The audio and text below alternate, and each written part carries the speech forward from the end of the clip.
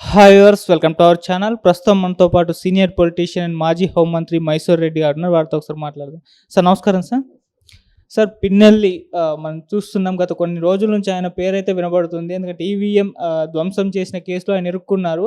కొన్ని రోజుల నుంచి కూడా ఆయన పారిపోయారు, కనిపించట్లేదు, పోలీసులు అరెస్ట్ చేశారు. ఇవన్నీ వార్తలు వింటున్నాం. అసలు ఏంటి సార్ ఈవీఎం ధ్వంసం కేసులో మరి ఇప్పుడు ఆయన పరిస్థితి ఏమంటారు సార్? ఇప్పుడు పల్నాడు ఏరియా అంటే దాదాపు రాయలసీమ ప్రాంతంలో ఉన్న సంస్కృతి అక్కడ కూడా ఉంటుంది. ఇవి వాళ్ళకు అనుకూలమైన గ్రామాల్లో మామూలుగా వన్ సైడెడ్ పోలింగ్ జరుగుతుంటుంది. అంటే ఈ రెండు పక్షాలకు ఏజెంట్లు ఉండాలి కదా ఎక్కడైనా. కానీ అనుకూలమైన గ్రామాలు ఉన్న చోట రెండో పక్షానికి ఏజెంట్లు ఉండరు. ఏజెంట్ లేని చోట ఎన్నిక జరుగుతున్నప్పుడు ఆ పార్టీకి అనుకూలంగా ఓటు జరుగుతాయి. ఏది జనం వచ్చి వేసినా ఆ పార్టీకే వేస్తారు. ఎందుకంటే అందరూ జనం అనుకుంటేనే అక్కడ ఒక పక్షంగా జరుగుతాయి. మెజారిటీ ప్రజల అభిప్రాయం అదే ఉంటుంది. ఏదో చనిపోయినట్టు ముసలి వాళ్ళయో అవి ఇవి కూడా వేసుకుంటుంటారు.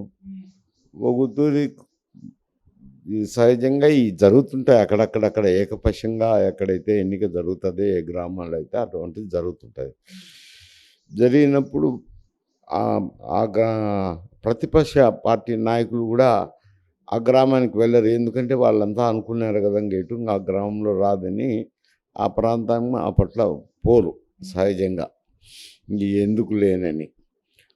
అది మరి అక్కడ ఆ ప్రాంతంలో ఈ బూతుల్లో సాలిడ్గా జరిగిందనే అభిప్రాయంతో పిన్నెల్లి రామకృష్ణారెడ్డి గారు వైఎస్ఆర్సీపీ తరపున ఉన్నారు కదా, అటు సైడ్ బ్రహ్మారెడ్డి గారు అనుకుంటాను, ఆ బూత్లోకి వెళ్ళారు. వెళ్ళినప్పుడు పోలీసులు ఎందుకు వారిని నిరోధించలేదని కొందరు ప్రశ్నించేది. కానీ నిరోధించాలంటే అది పోలీసుల చేతుల్లో లేదు. పోలింగ్ బూత్లోకి వెళ్ళేదానికి ఏ అభ్యర్థికైనా అని హక్కు అది ఒక హక్కు ఎన్నికల కమిషన్ కల్పించింది. ఎందుకంటే బూత్లో ఏ విధంగా పోలింగ్ జరుగుతుంది, మంచిగా జరుగుతుందా, ఏమైనా పొరపాట్లు జరుగుతున్నాయా, పోలింగ్ సరళిని పరిశీలించేదానికోసం బూత్లోకి ఏ అభ్యర్థినైనా అనుమతిస్తారు. అనుమతించినాక కొందరు అనేది పోలింగ్ ఆఫీసరు నిలుసొని నమస్కారం చేశారు పిన్నెల్లి రామకృష్ణారెడ్డి గారికి అని ఒక ఆరోపణ. అంటే ప్రిసైడింగ్ ఆఫీసర్ అనేవాడు కూడా ఎన్నికల సిబ్బందికి సంబంధించిన వ్యక్తి అయినా కానీ మామూలు సమయంలో అయితే కనుక ప్రభుత్వ ఉద్యోగి, రాష్ట్ర ప్రభుత్వ ఉద్యోగి అయినప్పుడు ఆయన గత 5 సంవత్సరాలుగా శాసనసభ్యుడిగా ఉండాలి. కాబట్టి ఎవరైనా సహజంగా శాసనసభ్యుడు లోపలికి వచ్చినప్పుడు నమస్కరిస్తారు. ఎంత ఎన్నిక నియమాలున్నా నిబంధనలున్నా అయాచితంగా జరిగే సంఘటనలే, వాటిని గురించి అనుకోవాల్సిన అవసరం లేదు. కానీ ఆయన పోలింగ్ బూత్లోకి వెళ్ళిన తర్వాత పోలింగ్ సరళిని చూసి ఉన్న తర్వాత ఆయనకు ఒకవేళ ఆ బూత్లో రిగ్గింగ్ జరుగుతుందంటే ఆయనే అక్కడ కూర్చోవచ్చు కదా, కూర్చునే దానికి హక్కు ఉంది. అప్పుడు సాలిడ్గా రిగ్గింగ్ జరిగేదానికి లేదు. ఓటర్లు రావాల్సిందే, ఓట్లు వేయాల్సిందే. ఒక నిబద్ధత పాటించాలి. ఎందుకంటే ఆయన ప్రజాప్రతినిధి, 2 లక్షల పైచిలకు ప్రజలకు ప్రతినిధి, ఆంధ్రప్రదేశ్కు సంబంధించి పరిపాలన సాగించే శాసనసభకు ఒక ప్రతినిధి. మామూలుగా ఏమంటే ఇప్పుడు పద్ధతులు మారినాయి. ఏదో ముఖ్యమంత్రి చెప్పడము, ముఖ్యమంత్రి ఆదేశాలనే ప్రతి ఆఫీసరు పాటించడం జరుగుతుంది కానీ వాస్తవానికైతే రాష్ట్రాన్ని పరిపాలించేది శాసనసభ. దాన్ని నీరు గార్చినారు, రోజులు ఎక్కువ జరపటం లేదు, అది వేరే సమస్య. రాజ్యాంగం ప్రకారం అయితే రాష్ట్రాన్ని పాలించేది శాసనసభ. అటువంటి శాసనసభ ప్రతినిధి అయిన వ్యక్తి ఒక నిబద్ధతను వ్యవహరించాల్సింది పోయి ఎన్నికలు సజావుగా జరిగేదానికి ఎన్నికల అధికారులకు సహకరించాల్సినటువంటి వ్యక్తి పోయి ఈవీఎంను పగలగొట్టడం తప్పే. ఈవీఎంను పగలగొట్టిన తర్వాత ఎందుకంటే ఇటువంటి చోట్ల రిగ్గింగ్ జరుగుతుందనే వెబ్‌కాస్టింగ్ పెట్టారు. పెట్టినప్పుడు నీకు అనుమానం ఉందనుకో, అప్పుడు కలెక్టర్ కంప్లెయింట్ చేసి ఈ వెబ్ పరిశీలించండి, ఇక్కడ రిగ్గింగ్ జరిగింది, సాలిడ్‌గా వేసుకున్నారు, ఓటర్లు లోపలికి వెళ్ళనీయలేదు అని కంప్లెయింట్ ఇస్తే రీపోలింగ్ జరుపుతారు కదా ఎన్నికల సిబ్బంది. అటువంటిది పోయి దాన్ని పగలగొట్టడం అంటే తప్పే. అది తప్పు కింద శిక్ష అయితే, నేరం అయితే కట్టాల్సిందే కదా.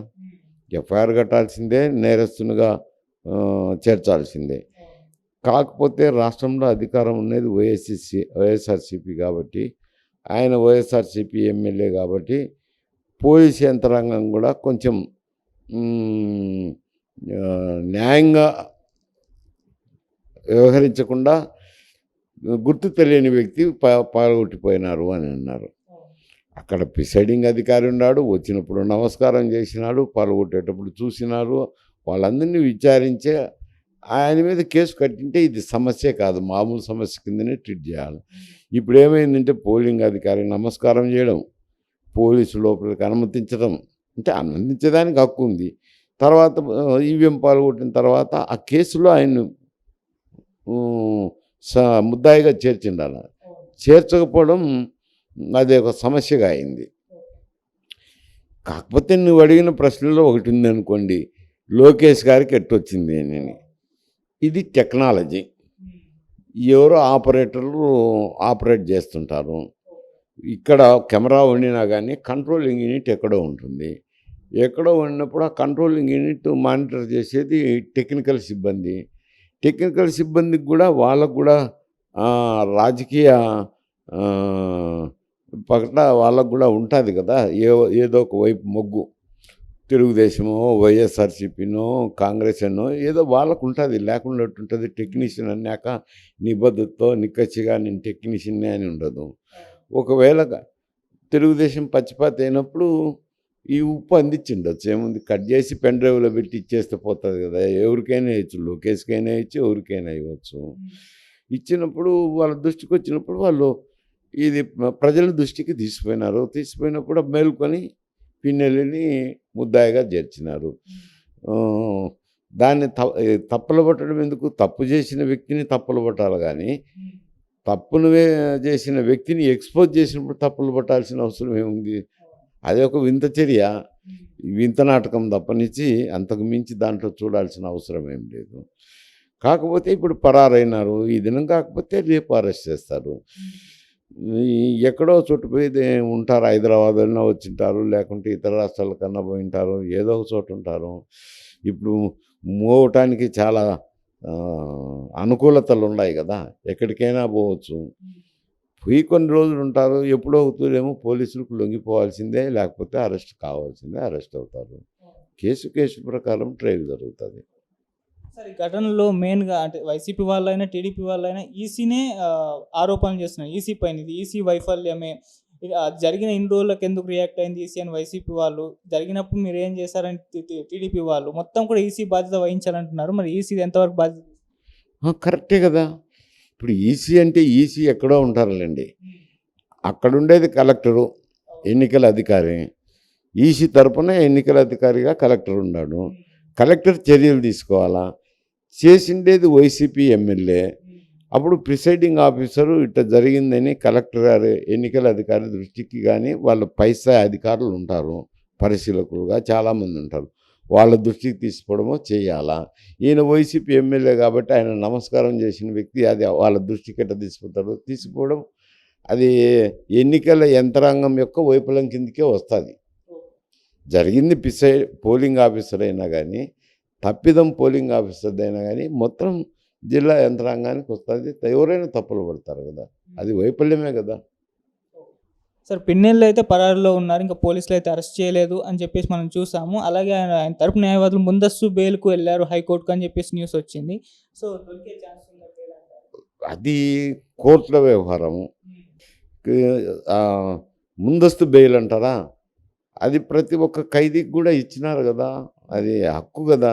న్యాయశాస్త్రం ప్రకారము ఏ వ్యక్తి అయినా కానీ పోలీస్ యంత్రాంగం అభియోగం మోపి తర్వాత ఎఫ్ఐఆర్ కట్టిన తర్వాత ఆయన పోయే హక్కు ఉంది. దానికి కాదనే దానికి లేదు. ఎవరైనా పోవచ్చు, యాంటిసిపేటరీ బెయిల్ తీసుకోవచ్చు. మళ్ళీ విచారణ జరుగుతుంది. విచారణ జరిగిన తర్వాత ఈసీ తరపున న్యాయవాదులు పాల్గొంటారు, పిన్నెల్లి తరపున న్యాయవాదులు ఉంటారు. కావాలంటే బ్రహ్మారెడ్డి తరపున కూడా ఎవరో ఒకరు ఇంప్లీడ్ అవ్వచ్చు. బ్రహ్మారెడ్డి అనే కాకుండా సామాన్య ప్రజల తరపున ఇంప్లీడ్ అవ్వచ్చు. వాదనలు జరుగుతుంది. జరిగినాక అది న్యాయస్థానం యొక్క అభిప్రాయాన్ని బట్టి